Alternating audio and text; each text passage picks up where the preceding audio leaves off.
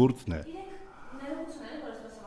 Սասուն Միքայելյան չեն, ով ասում է մենք պետք է խելոք լինելով ազատության մեջ, լինելով Եվրաբլուրում, սպառապետի շիրիմում, դա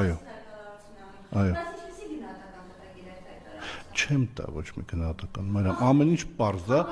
բարոյական, անկման, եւ ոչ միայն իրեն, ինչի մենակ ինքն է այդ հայտարարությունը, այնտեղ էլի մարդիկ կային կռված։